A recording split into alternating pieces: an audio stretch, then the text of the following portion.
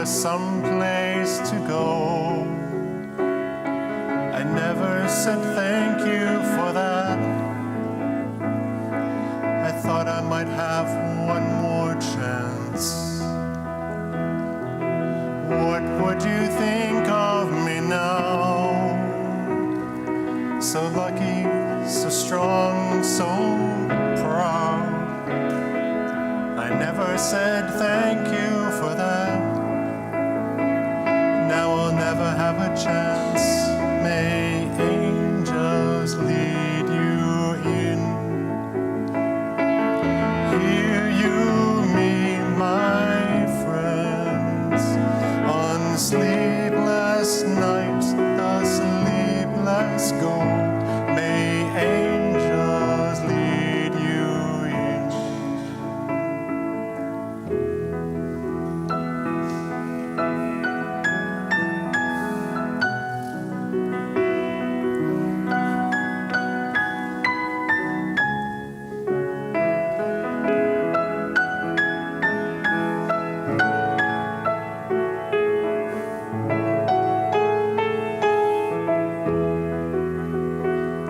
So what would you think of me now? So lucky, so strong, so proud. I never said thank you for that. Now I'll never have a chance. May angels lead you in. Hear you, me, my friends. On sleepless nights, the sleepless go. May angels lead you in.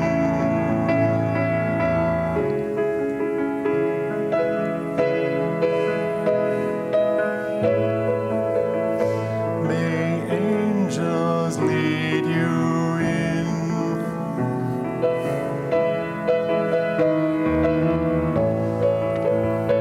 May angels lead you in.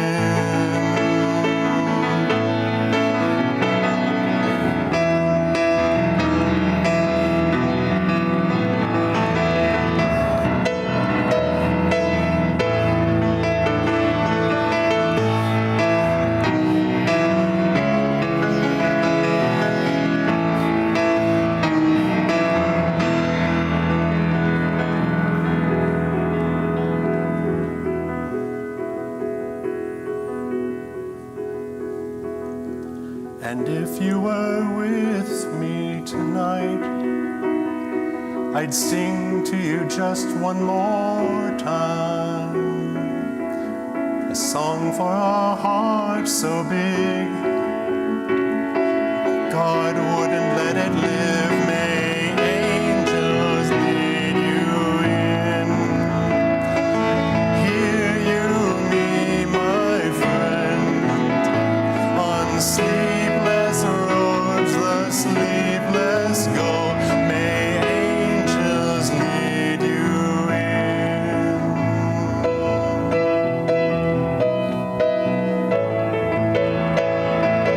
Hear you, me, my friends, on sleepless roads, the sleepless go.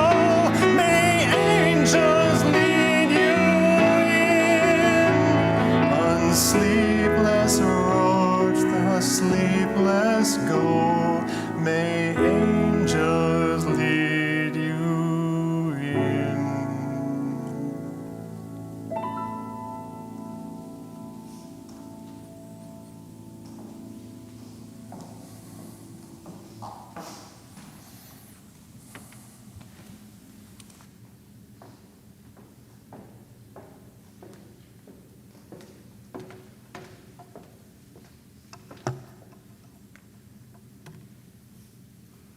We come this afternoon to say goodbye.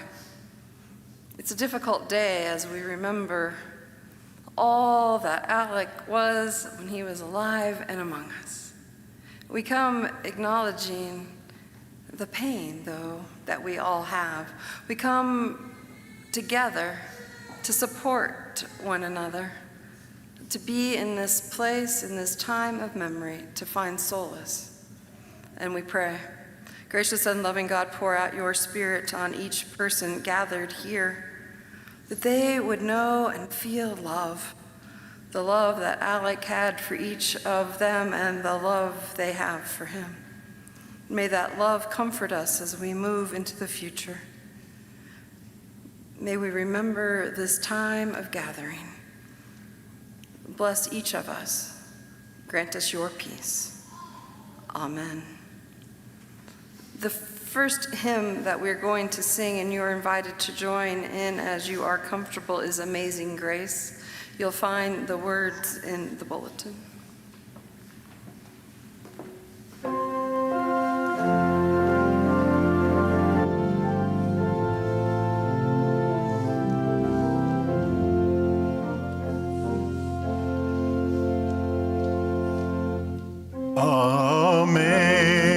Amazing grace, how sweet the sound that saved a wretch like me.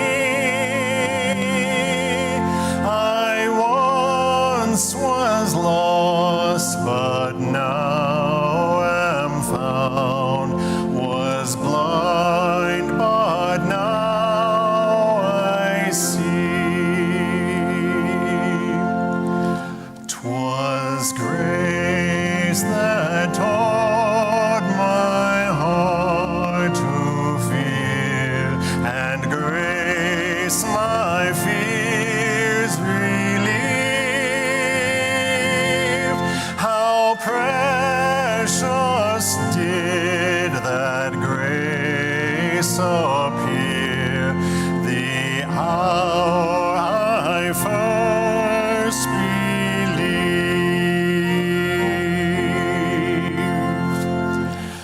When we've been there 10,000 years, bright shining as the sun,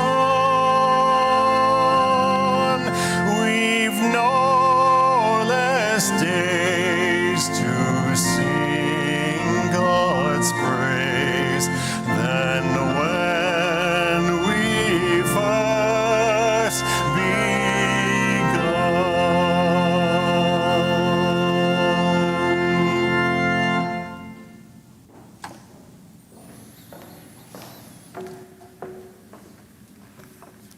When I met with Bill and Sharon and Lauren to talk about this service, Lauren said, I've been imagining a timeline, and we'll hear more about that as we move into the time of sharing, but thinking about the timeline of Alec's life, a life that was shorter than it should have been, but a life that was full. And Sharon brought me this to share with you all. I read of a man who stood to speak at the funeral of a friend, and he referred to the dates on her tombstone, the beginning and the end. He noted that first came the date of her birth, and spoke of the following date with tears. But he said what mattered most of all was the dash between those years. For that dash represents all the time that she spent alive on earth. And now only those who loved her know what that little line is worth. For it matters not how much we own, the cars, the house, the cash. What matters is how we live and love, and how we spend that dash. So think about this long and hard. Are there things you'd like to change? For you never know how much time is left that can still be rearranged. If we could just slow down enough to consider what's true and real, and always try to understand the way that others feel, and be less quick to anger, and show appreciation more, and love the people in our lives like we never loved before. If we treat each other with respect and more often wear a smile, remembering that this special dash might only last a little while. So when you hear your eulogy read, with your life's actions to rehash, would you be proud of the things they say about how you spent your dash? It is that point, that dash, that life that we're here to celebrate today, to remember Alec and all that he brought to each of you. We'll hear about his timeline, about the people and the places that filled up that dash of his life. I know that every person here has a story and a memory, and I hope in the days ahead you'll take time to share those.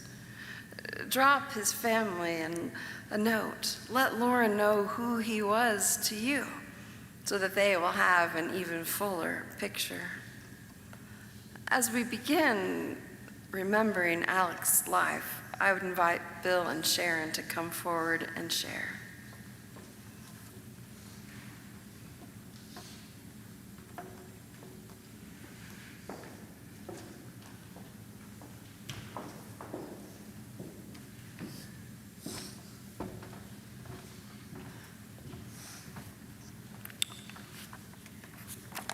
First of all, let me say that on behalf of the family, how much we appreciate each and every one of you coming out, and how much we appreciate each and every one of you who knew Alec and were his friends and spent time with him, and just over the years had a chance to really bond with our son. There's no way on earth that I can cover 30 years of life in just a few minutes, especially when that life was so well lived. Alec made the most of his time on earth, and in my opinion, he really aced the most important test that any human has, and that's love, be loved, give love, and care about others. And Alec was tremendous in all categories there. Very proud of him for that. As a son, there are really none better. As a significant other, a brother, a grandson, a friend, and just a human being, he set a very high standard. I think that we'd all agree that we're better off for knowing him. So we've all known Alec at work or at CU, tailgating, bars, restaurants, sporting events, vacations, social settings, all the places that he was and he lived with us. I thought I'd highlight some of the other observations I made over the years, being his father. And just keep in mind that I think the key links between all these experiences are really his best attributes, which were generosity and determination. So as a little boy, one of the main things I remember about Alec is when I'd be on a business trip and come home, I mean, he was always the first one there, smiling, welcoming me back home. Just a happy little guy, and it really, really made my day when I came home after those trips and saw that. And he was always helping. I mean, he was, if I'd do something, whatever it was, around the house or whatever, it just seems like he was always volunteering, always, Dad, can I help you with that? And this was from a time when he was, 5 or 6 years old. And, I tried to be accommodating, but you know how it is when you have a 5 or 6-year-old trying to help you. It's sometimes a little more efficient to do it yourself, let's put it that way. So, but he was a good guy, and he continued that helping attitude that he had all through his life. Sharon can share some stuff about that too, but he was a great helper. Alec was always generous with family and friends. He was the tailgate guy at University of Colorado. He was the guy that, bought the food, a lot of times bought the beverages, brought the TV, set up the TV, set up the speaker system. I don't know what time he and Lauren got out there in the morning to do all this, but I'm sure it was very early, a lot earlier than the times when we joined him, for sure. But that was just a little part of his generosity. He just wanted to get people together. We wanted people to have fun together, and he sure had a lot of fun there as well.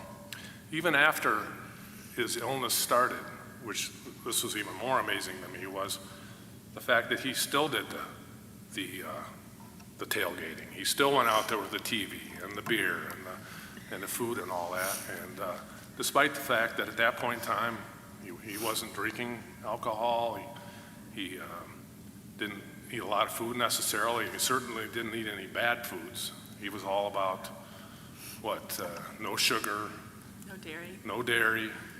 What was the third one? No gluten. It's hard to find food with no sugar, no dairy, and no gluten, but especially for a tailgate party.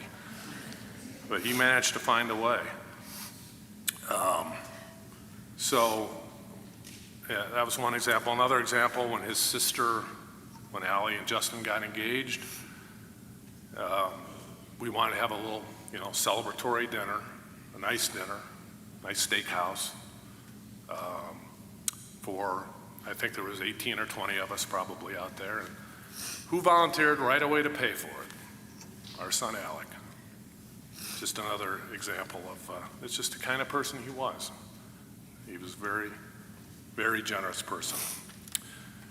Alec was also known to be excellent with his financial planning, which I think goes hand in hand with the generosity.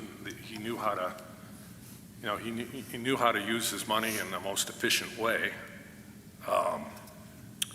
He's constantly, he taught me a lot as far as finding the best deal out there. He knew where to shop. He knew, he would join these shopping clubs and stuff, which I kind of snickered at.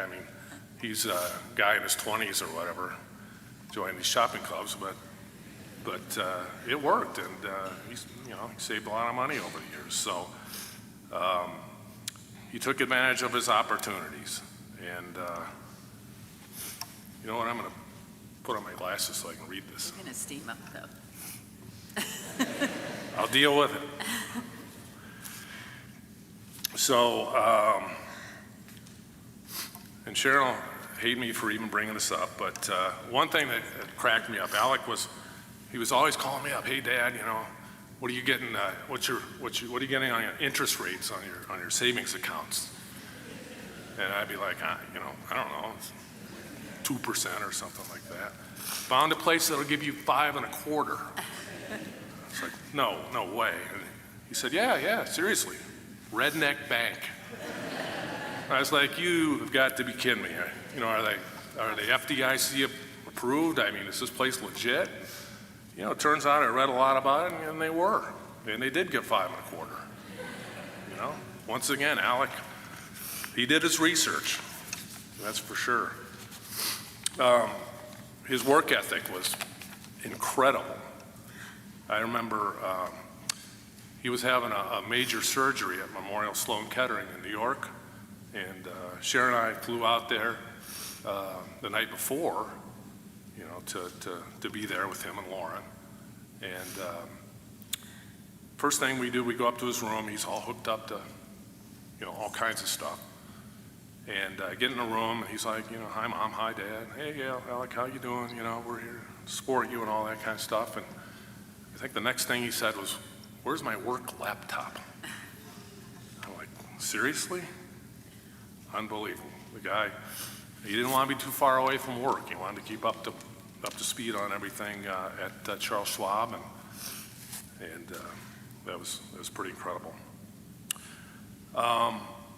Alec loves sports. I don't know if any of you knew that, but he loves sports, and one of the biggest bonds that Alec had with Andrew, his brother Andrew, and myself was sports. We all played sports at one point in time.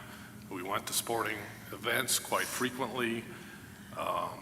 But growing up in Chicago, I always rooted for, Chicago teams, the Cubs, the Bears, the Bulls, the Blackhawks. And Alec gravitated to most of those teams, with the exception of the Blackhawks. He was truly a Colorado Avalanche fan. And when the Avs won that Stanley Cup a couple years ago, I don't think there was anybody happier than Alec. He was all over it. Went to some of the playoff games. Went to the the flag raising and the Stanley Cup showing and all this other stuff. I was glad he got to see that, because no one was happier than Alec.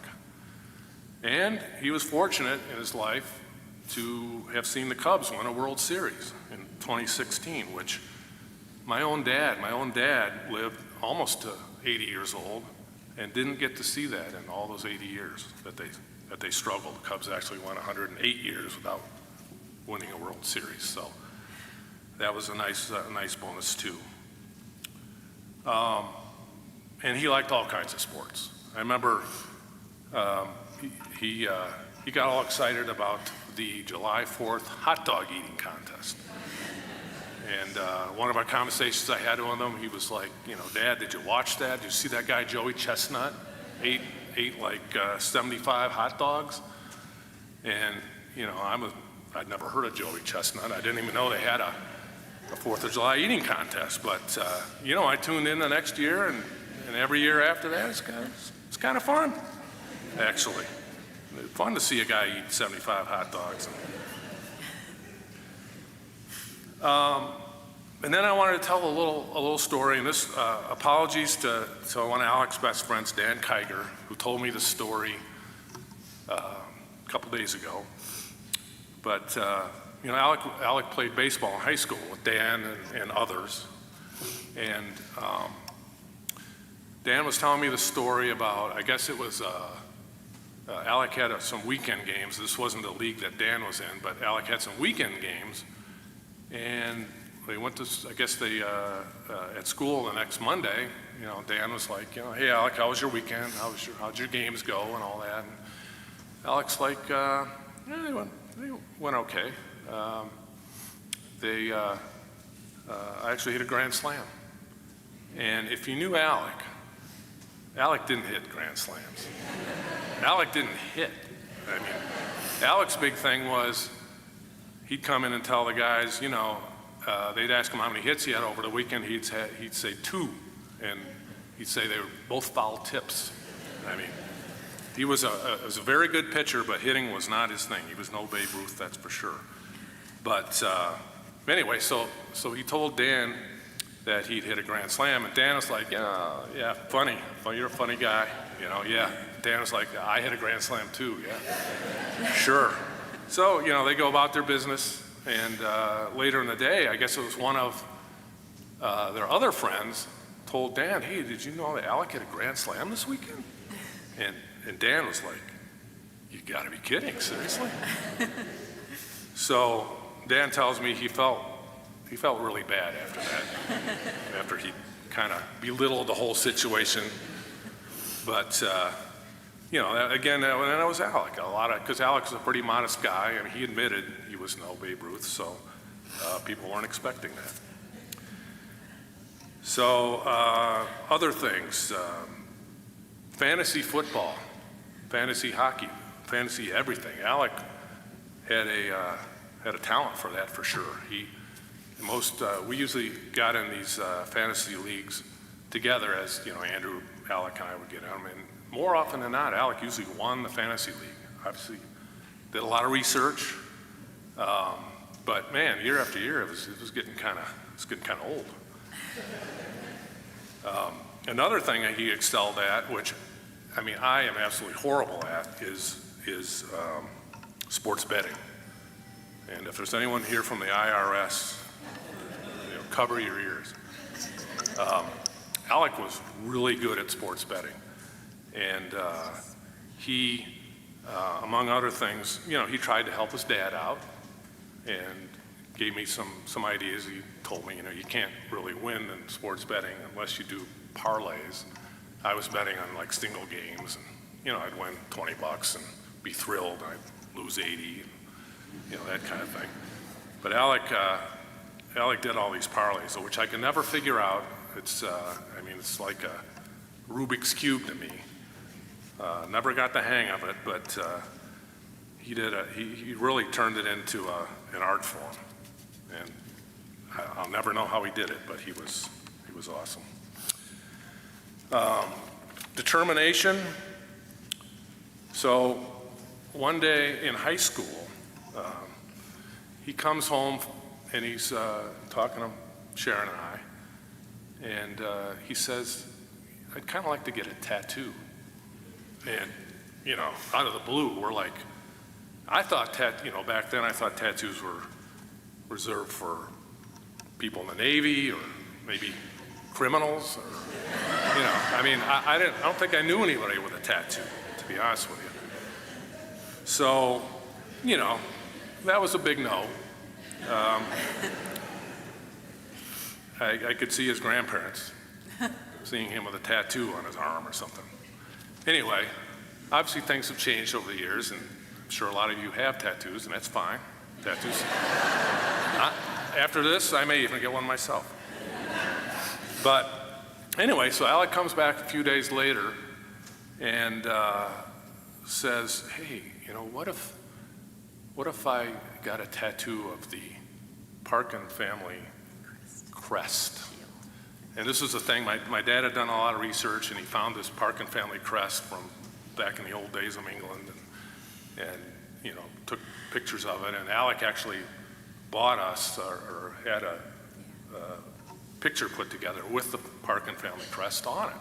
So, we were thrilled with that. But anyway, so he says, what if I get a tattoo with a Parkin family crest, and I put it on the back of my shoulder so no one can see it? So Unless he wants him to. What's that? Unless he wanted to. Unless he wanted to, yeah. So anyway, how do you refuse that? I mean, honestly, how do you say no to a kid that wants to do that? So we gave in. He got the tattoo, and I think he got I know he got one other one during his life. But yeah, he knew how to maneuver through life, especially with his parents. His determination to overcome his illness was unbelievable. And everybody I've talked to, and myself, and I don't know how he did it. The thing about Alec is he didn't want to burden anybody. He didn't want people to know. He just wanted to, originally when he found out he had this cancer, he wanted to get some treatment, get it taken care of, move on with his life. And so, Sharon and I were always there trying to support him, and being parents, we wanted to understand, what he was going through. Very difficult to get that out of him. Again, he didn't want us to get worried, so he just didn't talk a lot about it. But what he did talk about was he put together a team. So he had an oncologist and a surgeon at Anschutz in Denver. He had an oncologist and a surgeon at Memorial Sloan Kettering in New York, where he went for surgery at one point in time. He was on this Care Oncology anti-cancer diet, which was incredibly harsh if you like meat and potatoes and things like that.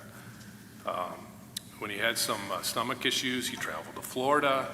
There was a special place down there, I think the only one in the country, that treats digestive problems from adhesions, from scars, from surgery. He went down there, I don't know how many times, to try to, have those people help him out with that. He had acupuncture. He tried some non-Western kind of therapies, some, I guess you'd call them Eastern therapies, to help with his pain. He went to an oncologist in Colorado Springs who wrote a number of books on diet and supplements and things like that to help with cancer. He read countless books and articles. He gave it an incredible shot. And for that, I couldn't congratulate him enough. He really embraced the battle, and very proud of him for that. In fact, he kept on working right up to a couple weeks before he passed away. He was still working. I went up to Denver. I helped with his lawn on occasion. I went up to Denver to mow his lawn, and this was when he'd been, toward the end, when he'd been in and out of the hospital. And, you know, he was sitting on the couch there, once again, leading a meeting at Schwab, sounding like, you know, like the manager he was. And again, I just have to step back and say, how I could never do that. How does anybody keep that determined and that with it? Alec tried his best to be there for every holiday, every birthday, every family event possible, on our side, on Lauren's side. He was often the guy that made the arrangements, and he was very, very good at it. I remember our last Parkin family trip was just a couple of months ago. We went to Puerto Vallarta, probably the best vacation we've ever been on. Totally arranged by Alec. He got a private villa with a chef and an organizer kind of person, and you know, right on the Pacific Ocean, in front of these beautiful, I don't know what you call them, like stone islands, and we all went down there. We all had a great time. And again, you know, a testimonial of Alec. He wasn't feeling very good at that point in time. You know, he couldn't enjoy the food like we could. He certainly didn't drink the beverages like we did. But, you know, darn it, he treated his family and everybody like kings and queens. He was something else. So I'd like to close my comments with a little testament to Alec by saying that I know he understood how much we admired and appreciated the type of person he was. He taught me a lot of things, his father and his mother. And the bottom line here, I think, is it's like they say in the Dash, it's the most important thing is not the length of a person's life that matters, but the quality of a person's life. And I'll tell you, nobody had better quality of life for almost 31 years than our son Alec.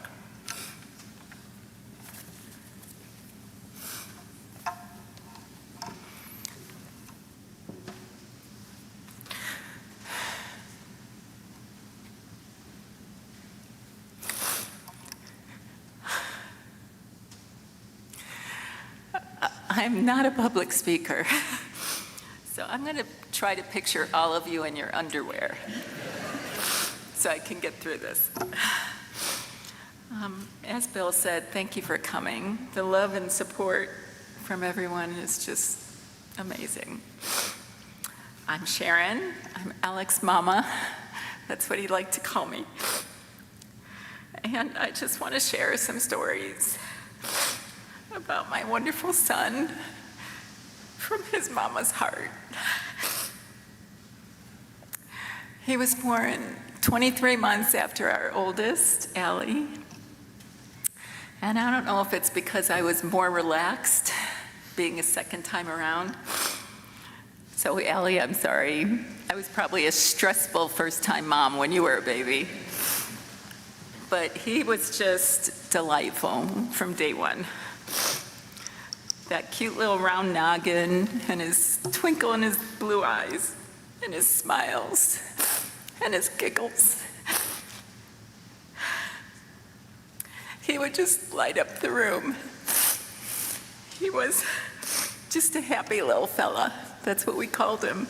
That was even on his first birthday cake. Happy birthday, little fella. His big sister adored him from day one.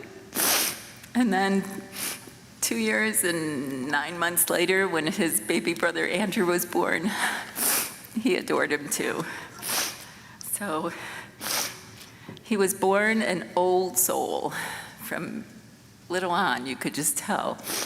I remember once my parents were visiting and we had PBS on, and Alec was mesmerized by the three tenors. And my dad was like, now there's a boy with good taste. He always seemed, he just felt, he kind of felt like the oldest because he always just was this leader. Not in a annoying, bossy kind of way. He just was smart and just kind of had this, I got this covered kind of attitude. When he was in middle school, I got a call from the assistant principal, and I'm sorry, my nose is running.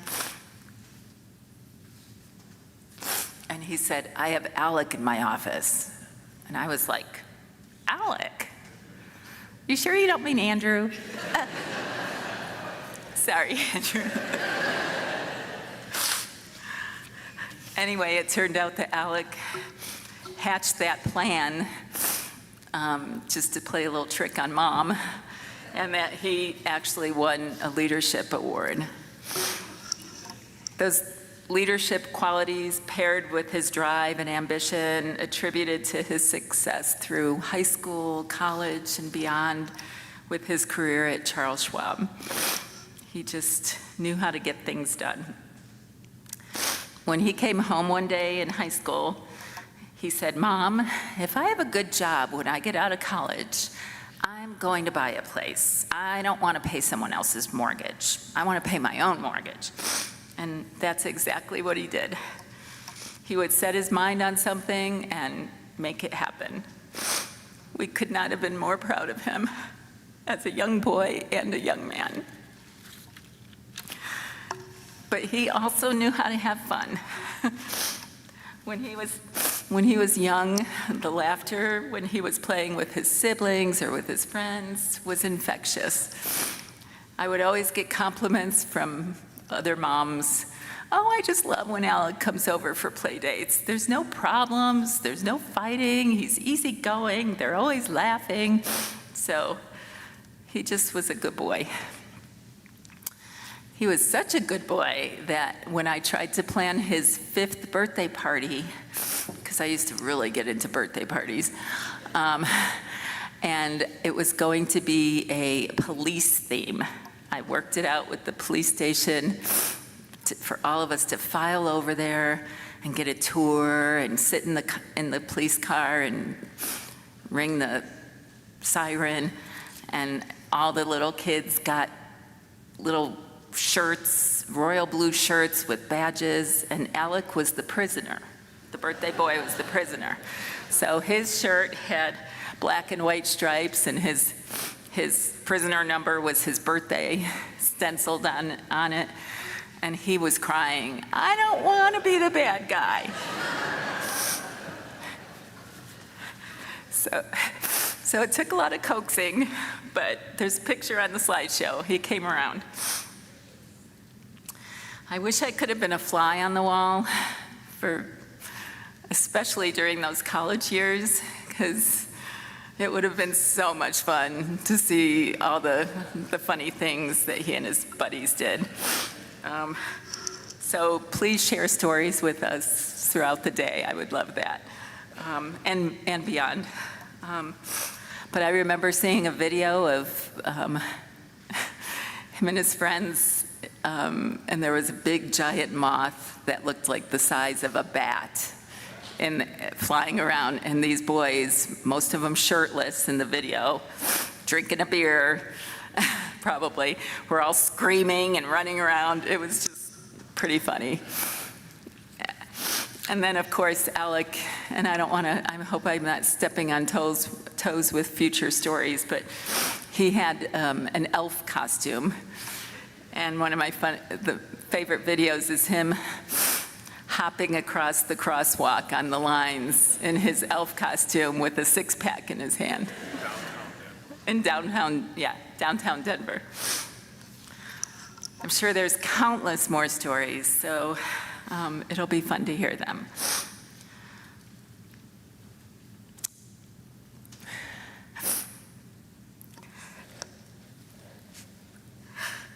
Sorry. But more than anything, speaking from a mother's heart, what I'll treasure most about him is his genuine, caring, and loving heart. Alec and I always had a special bond, but I would venture to say that a lot of you felt the same way. To know him was to love him, and he loved you right back. My 90-year-old mom loves to tell the story, and she tells it a lot because she's 90, so she forgets she told me, of when I had my first hip replacement, not my first, but anyway. He was only 11, and my parents were out helping, and he ran home from school, ran through the door, threw down his backpack, and tore up the stairs to check on me. And he was like, "Do you need anything, Mom? Can I get you some ice water? What can I do for you, Mom?" That's who he was. Or when we were driving back to Chicago to see family, and we went, it was after Bill's dad had passed, and we went that south route so we could go visit his grave. And he knew that Granddad loved baseball. So we were about to leave the gravesite after visiting, and he ran to the car. He said, "Give me a minute." And he ran to the car, and he got out his baseball, and he went and put it on Granddad's grave. So, anyway.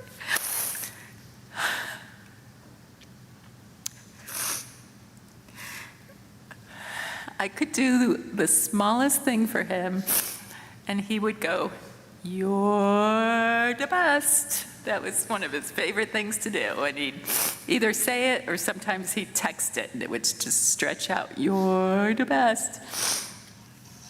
And he knew that made me feel like $1,000,000. And sometimes he'd use it to his advantage. He'd be like, "Chocolate chip pancakes, Mom?" And I would go, "Why?" And he'd go, "Because you love me." And then after I made him, he'd go, "You're the best." So.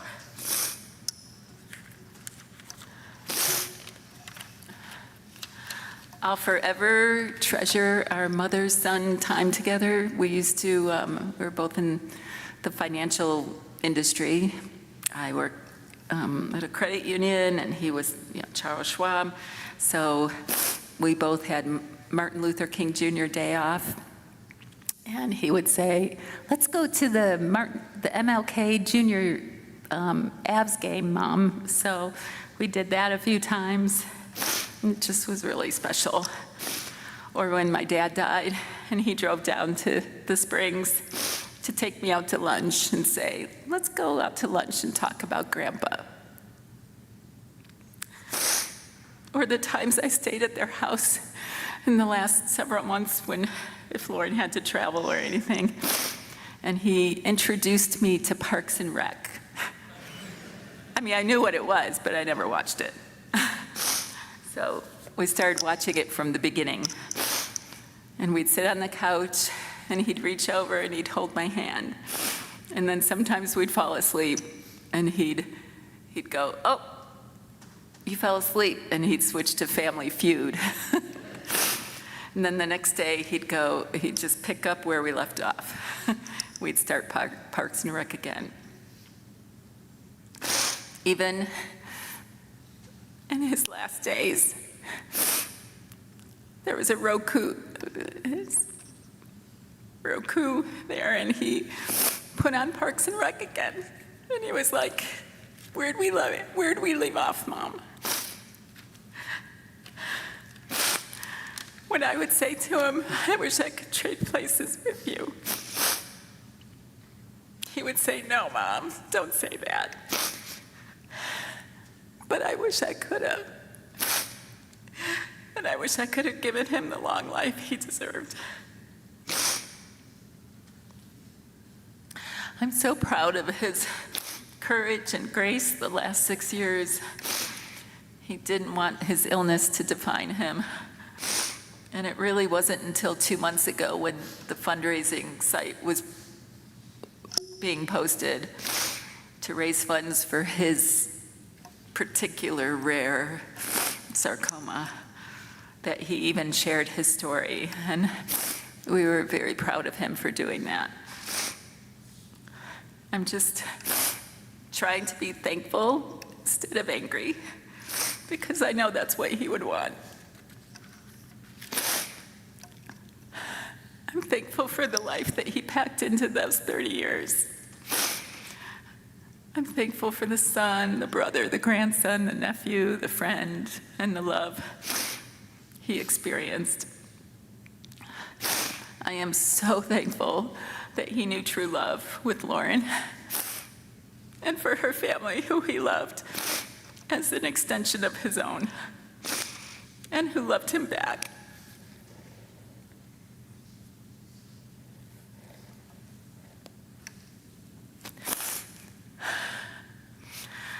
I'll just close by singing, well, maybe not singing.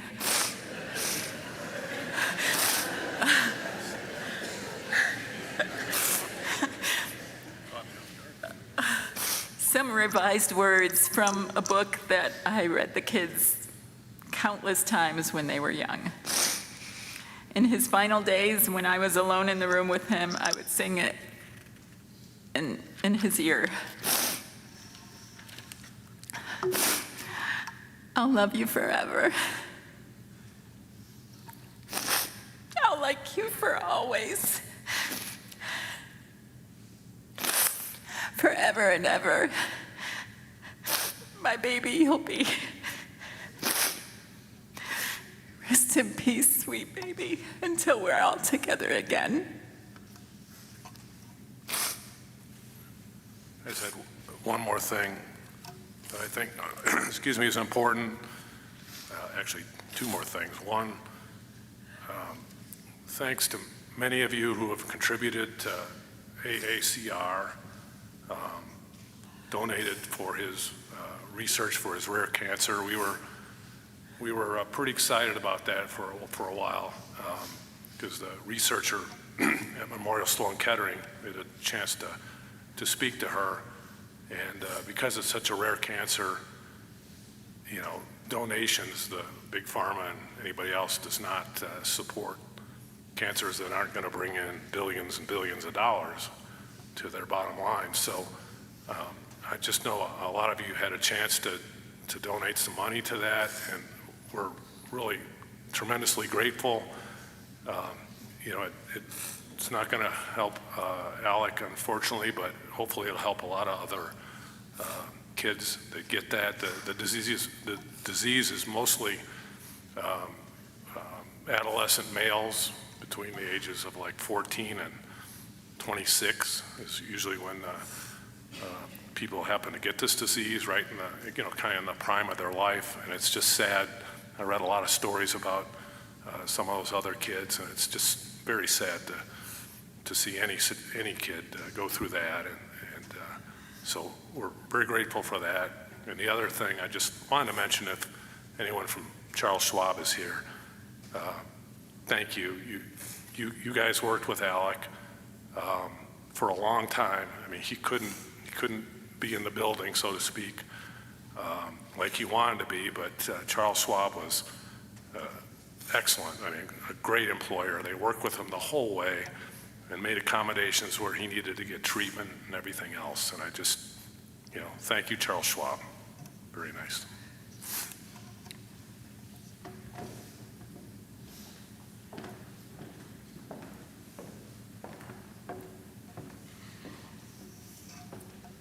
Thank you so much for sharing your stories and your love for Alec.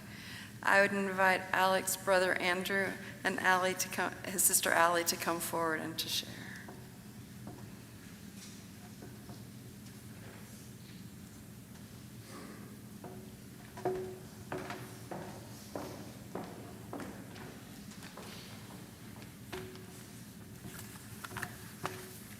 Hi, everyone. Thank you for being here. I'll get right to it. So, my brother Alec was truly one of a kind. I've looked up to him from a very young age. And he's not just my brother, he's also my hero. His strength was truly unbelievable. He was competitive in everything he was involved in, and incredibly smart. He was also one of the most giving persons that I'll ever know. And above all else, he loved. He loved so many people. And there's something special about being loved or cared about or just being known by my brother.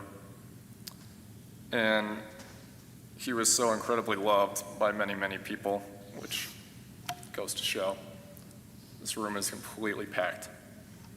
And that's very cool. Back when we were kids, I would watch the way he carried himself, and he was always very cool and full of confidence, which admittedly, when we were younger, never really translated back to me. He was still one of the coolest kids in school, despite having transition glasses for several years.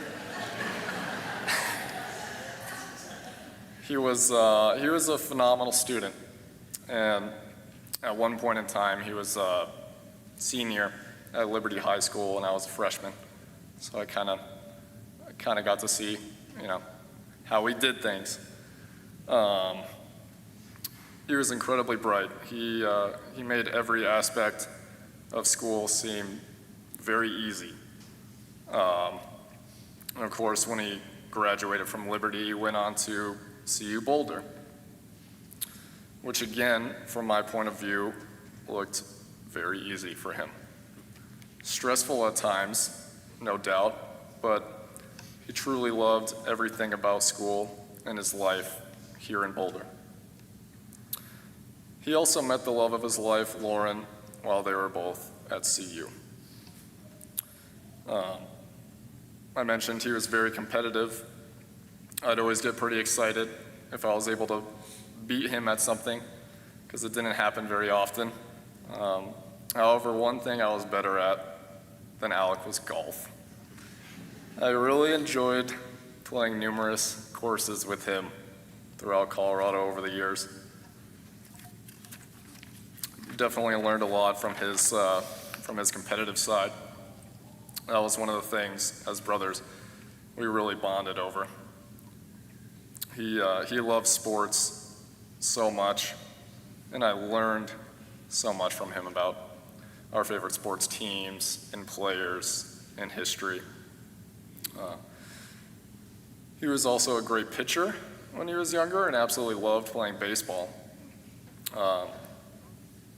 Watching sports with him in person or on TV was one of my absolute favorite things to do. And I remember Alec would compete in any little thing that he was involved in or anything that resulted in winning or losing. He was also incredibly funny. He brought out the deepest laughs in people. Laughs so hard you would start crying. And he made our mom snort laugh dozens of times. He really knew how to light up a room. And I enjoy making people laugh. And in a room full of people, including Alec, my eyes would always go straight to him because I loved his laugh and his reactions. And he had a phenomenal sense of humor. He was incredibly giving. Alec made sure that his people were taken care of because he wanted the best for everyone, even in recent years when his health was continuing to decline. He would have, like my dad mentioned, barbecues and tailgates, and he was happy to do it.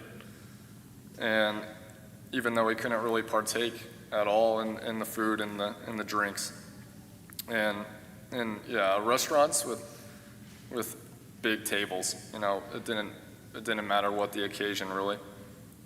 He would often take out his card and tried to pay for dinner, and no one could expect him to do that. And no, I can't stress enough how much he loved treating people and taking care of us, even when he couldn't treat himself. He really had super strength. He never quit. He never stopped fighting. And through the past 6 years in his battle, I respected the fact he didn't want to be seen by really anyone apart from my parents and Lauren while he was in the hospital. I never made one visit because I knew it would upset him, just being, hooked up to different things and be seen by doctors. On Monday, July 1st, he had been in the ICU already for a couple of days, and he was in pretty bad shape. But I finally made a visit, and he was, of course, less than thrilled. And my family says it's because he doesn't want to be remembered that way. And truthfully, I find it to be important I remember all of him, from when he was young and strong to when he was, for a short time, known as Fat Alec.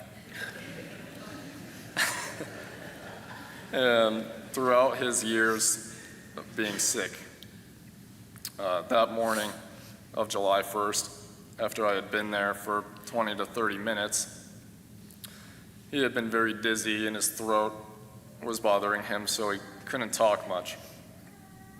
He did, however, ask me to hand him his work laptop, and he proceeded to open it and do whatever he could. Even in the ICU, he was trying to get work done. He was relentless in his pursuit to get better and get home. My big brother has taught me so much over the years, and I know he's been a huge inspiration to so many people. And I've learned from him to work hard and to be respectful, to take care of people and to love people. And I feel so fortunate and so thankful for the time that we had together, and to have had a guy like Alec as my brother. He truly is my hero. My brother Alec, I love you, and I'll miss you every day.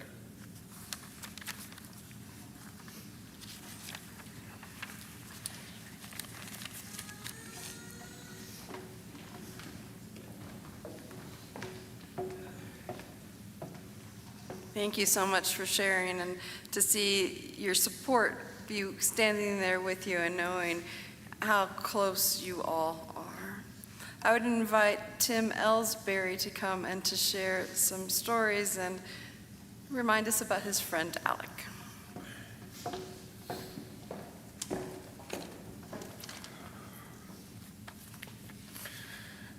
Good afternoon. For those that I haven't met, my name is Tim Ellsbury, and I've had the honor and the privilege of having Alec as my best friend for many years now. Never did I even let the thought creep into my mind that I would be up here today under these circumstances, and I'm going to try to do my best. To put it simply, Alec was one of the most special people I've ever had the pleasure of knowing. Selfless, kind, caring, funny, smart. He was the whole package. I was only 1 year younger than him, but I looked up to him, and he was a huge role model to me. There are those people that walk into a room and the energy changes for the better. The smiles, the laughter, the conversation. Alec was one of those people. For those that have known Alec for a long time, we all know how funny of a guy he is. From his perfect commentator impressions while watching sports, to his timeless and classic penny tricks at the bar that I'm sure Lauren is all too familiar with. He always had people laughing. He was somebody you wanted to be around, even if there was absolutely nothing on the agenda. My mind has been filled with memories and experiences with Alec the last week or so. It's all I've been able to think about, and each one reminds me just how selfless of a man Alec was. It's been spoken about many times already, but if you've ever been around Alec during football season, you know the man loves a good tailgate. A savant. Nobody put on a better one than Alec. But it wasn't the tailgate. That was just the venue. He didn't care about the tailgate. His number one goal was always just that people were happy and having a good time. Offers to bring something, make something, buy something, were always rebuffed. He would always say to me,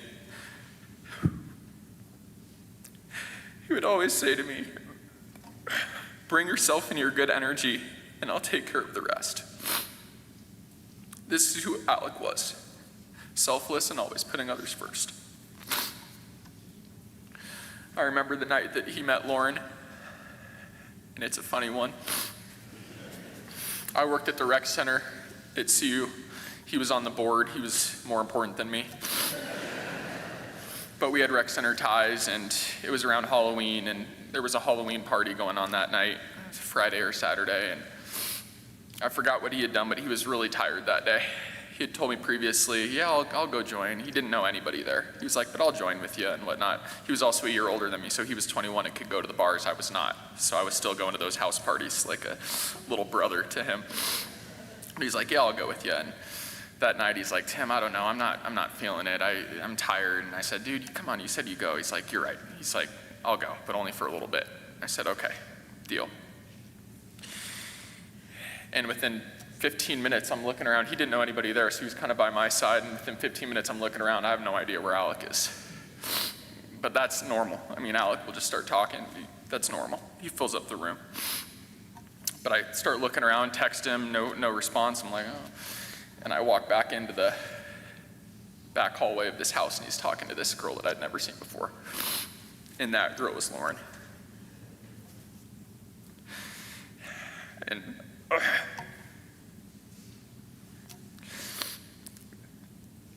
he loved you so much.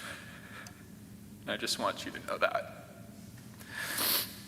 From him waking us up in the middle of the night while he's FaceTiming you in Italy, in our small little house that we lived in where you could hear everything, he loved you.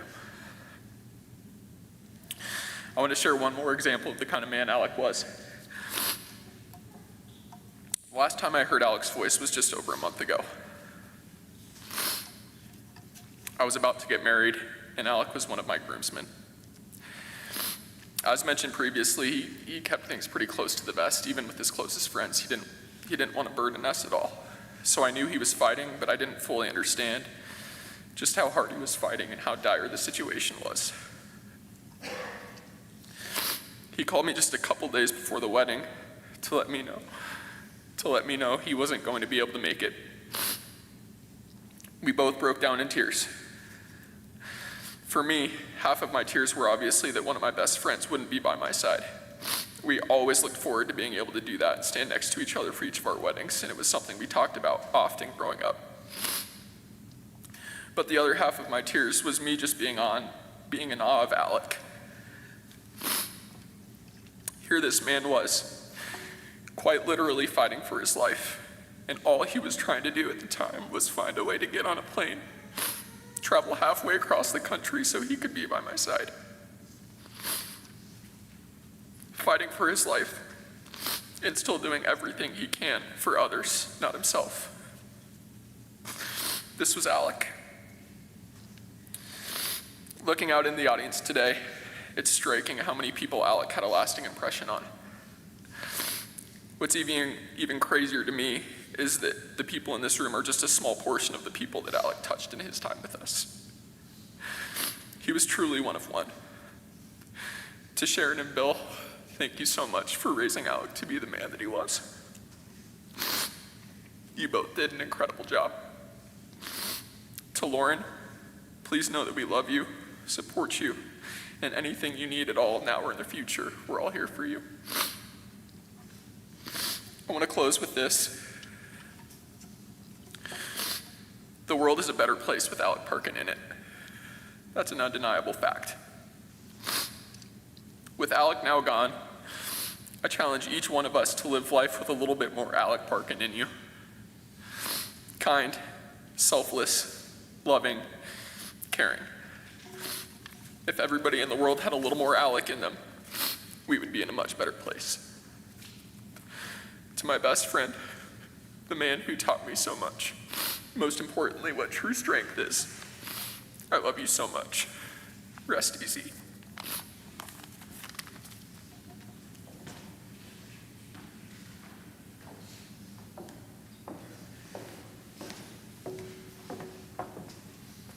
Thank you, Tim. Lauren would like to share with you.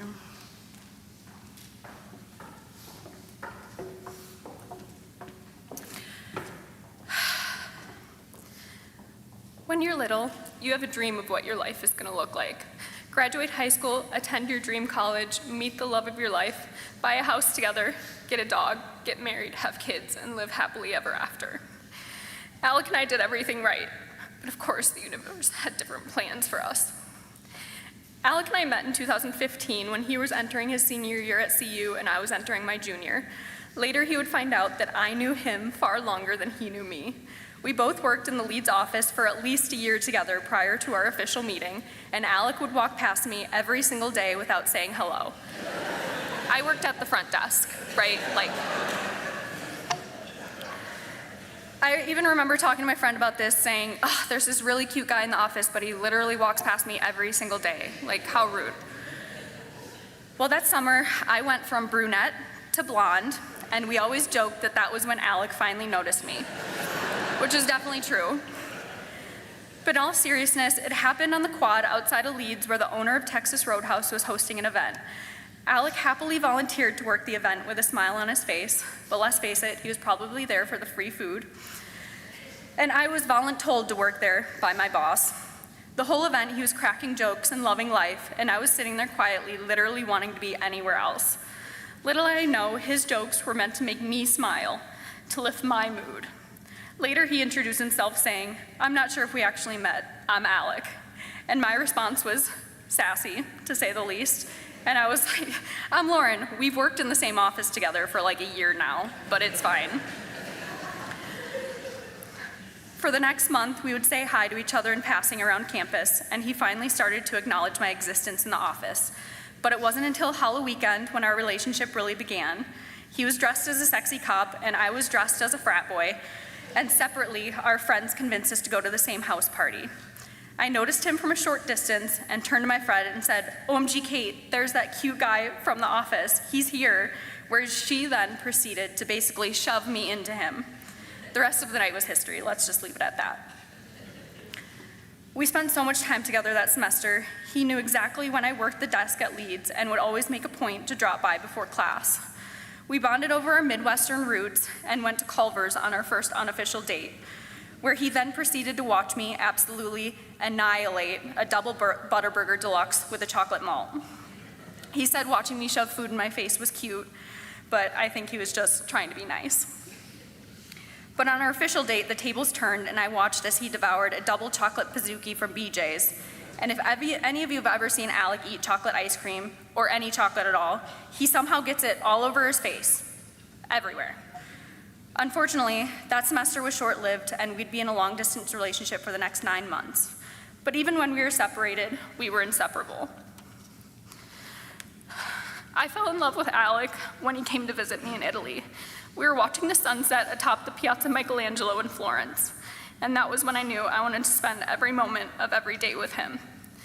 I loved him for his ability to make everyone around him laugh, his playfulness, his exuberance, his kindness and affection, and most importantly, he had a way of making everyone around him feel loved.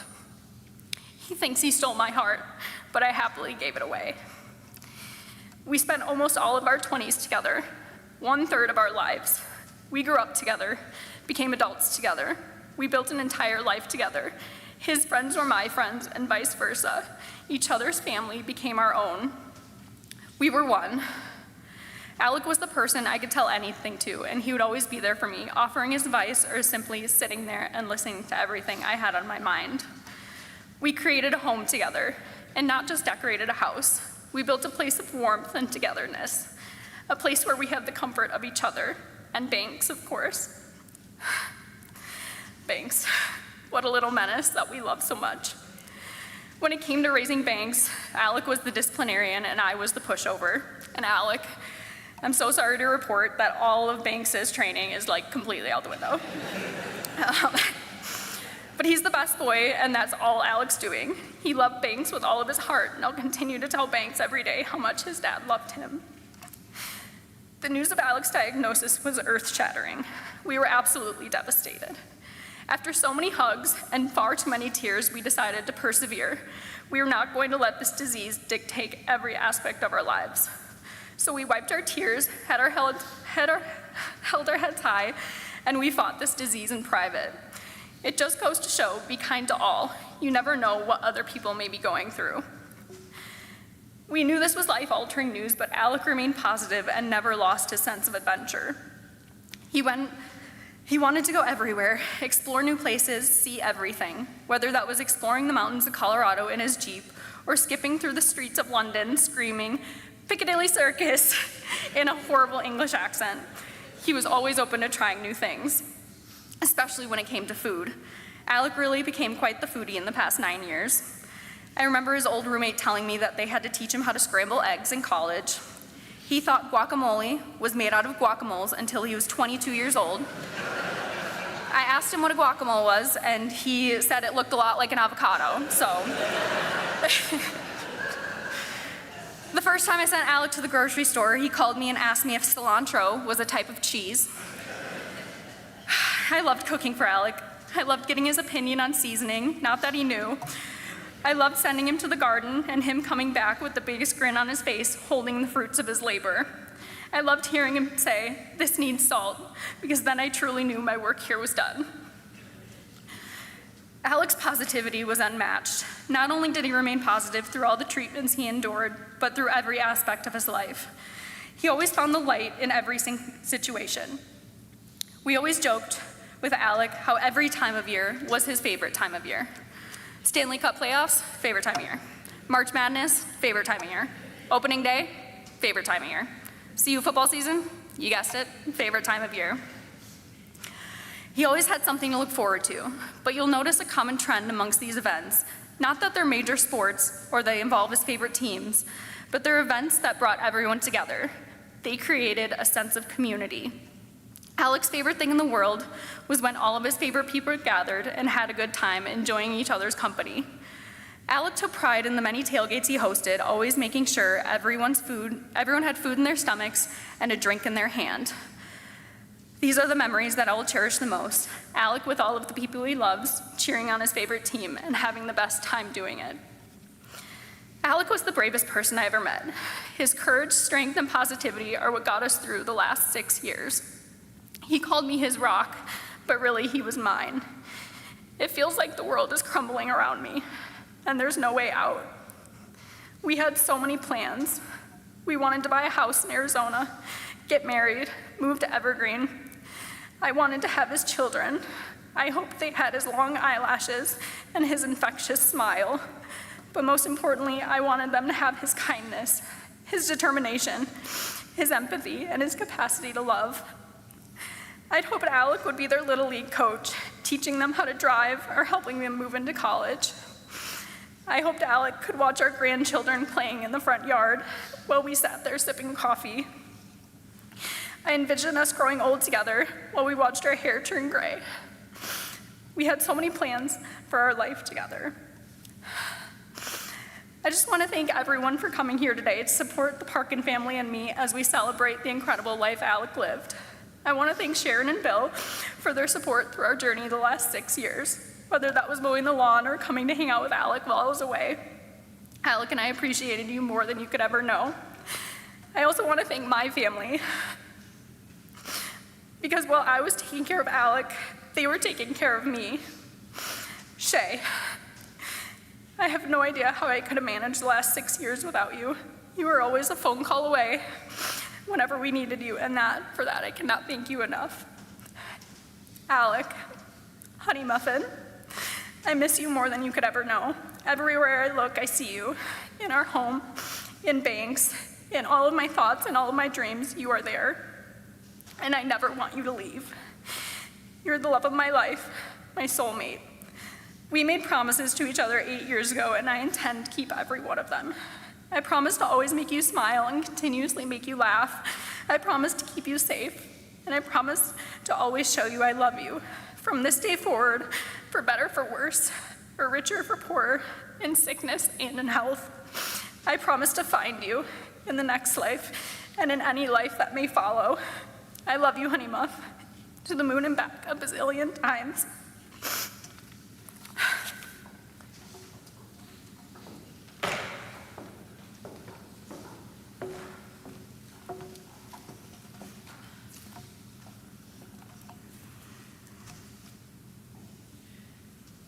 As I spent this week thinking about what my role would be or what I would say, it's changed. It's changed throughout this afternoon as I've heard all of these stories of love. The love that Alec had, sure, for sports and for competition and those things that sound so much fun. The love he had of making sure everyone had a good time together. The love, though, that's more important than all of those things is the love that he had for family. The love he had for each of his friends, and particularly the love he had for you, Lauren.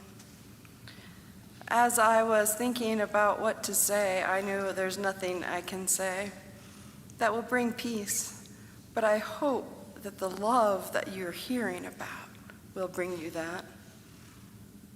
And Tim, as you said, to put more of that in the world, yes, absolutely. So I want to close with just a reading. This is a scripture that is often read in this time, but also read in times of weddings. This is from 1 Corinthians 13. If I speak in the tongues of mortals and of angels, but do not have love, I am a noisy gong or a clanging cymbal. If I give away all of my possessions, and if I even hand over my body so that I may boast, but do not love, I gain nothing. Love is patient. Love is kind.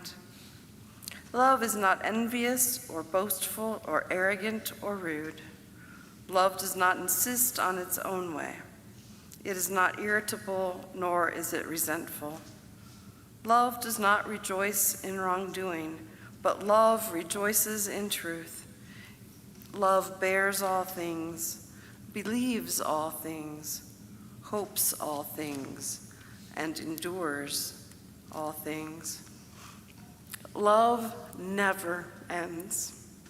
Prophecies will cease. Knowledge will come to an end, for we know only in part, and we can prophesy only in part. But when the complete comes, the partial will come to an end. For now we see in a mirror dimly, but soon we will see face to face. Now I know only in part, but then I will know fully, even as I have been fully known. And now faith, hope, and love abide, these three. And remember, the greatest of these is love. Remember love. Put love into this world. Reach for each other. Share the love that Alec put in this world. And find peace. Amen.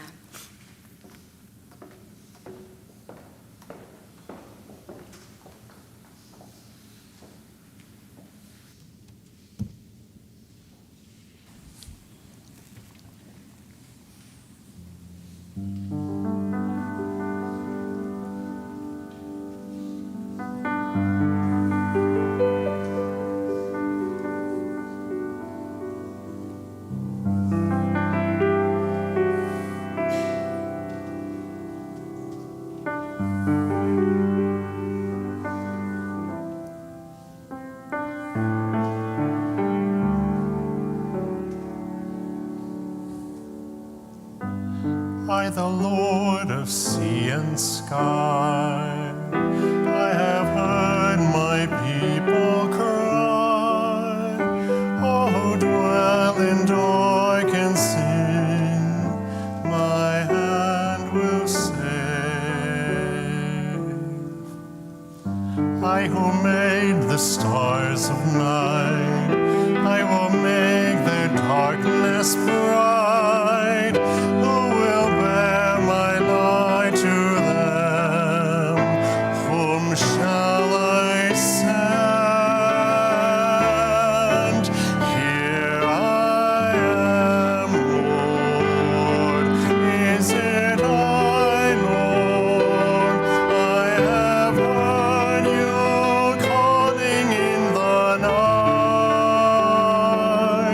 I will go, Lord, if you lead me. I will hold your people in my heart.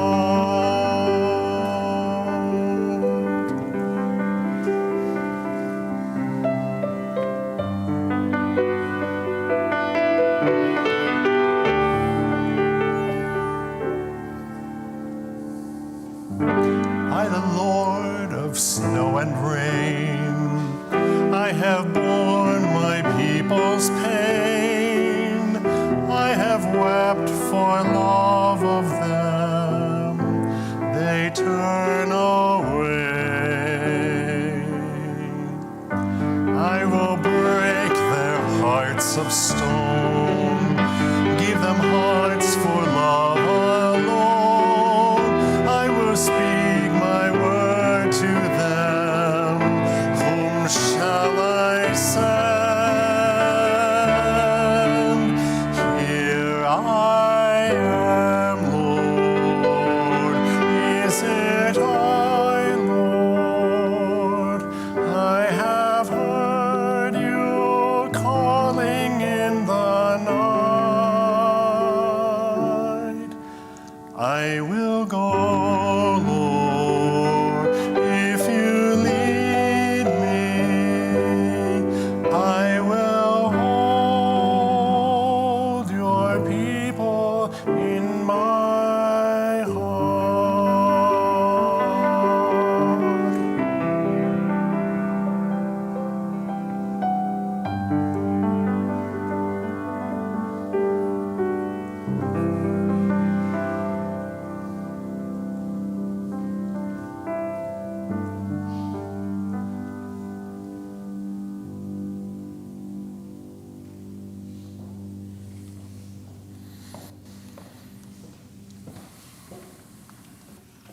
Before offering a blessing, I would share with you that the family invites you to join in celebrating Alec's life at a fitting place, and that's at Folsom Field at the Champion Center rooftop terrace. You'll see the directions in this bulletin. I would invite the pallbearers to please come forward. The family will join you soon at Folsom after they make a brief trip to the cemetery. I would invite you to stand as you are able to hear these words of blessing. Go from this place filled with love, letting it stir your heart, letting it move you in ways you can't imagine. Let that love spill forth from you into this world. Go in peace. Amen.